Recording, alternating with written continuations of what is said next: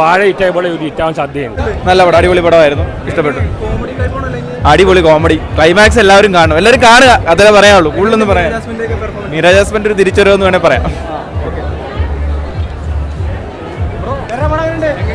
പടം കണ്ടപ്പോൾ കരഞ്ഞു പോയി, കാരണം അത്രയ്ക്ക് ടച്ച് ചെയ്യാൻ പറ്റുന്ന സിനിമ, കോമഡി പടമൊക്കെ. പക്ഷേ ഇതിൽ എൻ്റെ ലൈഫായിട്ട് ടച്ച് ചെയ്യാൻ പറ്റുന്ന സിനിമയാണ്.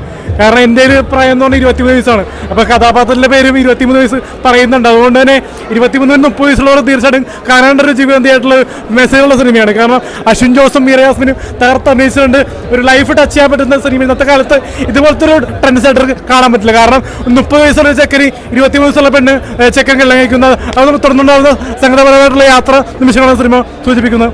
തീർച്ചയായിട്ടും കാണേണ്ട ഒരു മീര ജാസ്മിൻ്റെ ഒരു തിരിച്ചുവരവാണ്. കാരണം കസ്തൂരി മാനിന് ശേഷം മികച്ചൊരു തിരിച്ചുവരവ് തന്നെയാണ്. 5-ൽ ഒരു 4.5. നല്ല മൂവിയായിരുന്നു, ഇഷ്ടപ്പെട്ടു. കോമഡി സബ്ജക്റ്റാണ് മെയിനായിട്ട്.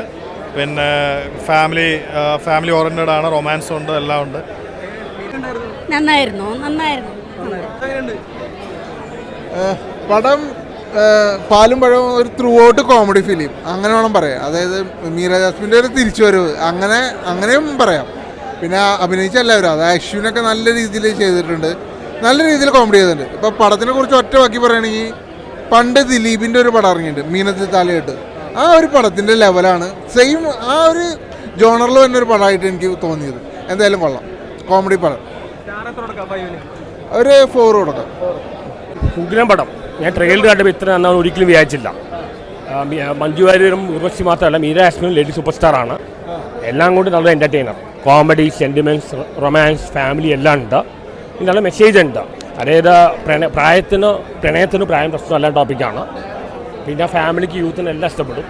എല്ലാം കൊണ്ട് നല്ലൊരു മൂവിയാണ്. അശോകനായാലും എല്ലാവരും നോമിനേറ്റുണ്ട്. മീര ജാസ്മിൻ്റെ ശക്തമായ തിരിച്ചുവരവാണ്. VKBയുടെ ഡയറക്ഷൻ നല്ലതാണ്. എല്ലാ എലമെൻസും ഉള്ള നല്ലൊരു ഫിലിം. മെസ്സേജും എൻ്റർടൈൻമെൻറ്റും എല്ലാം ഉണ്ട്. യാതൊരു ലാഗും ഇല്ല, ഒന്നുമില്ല.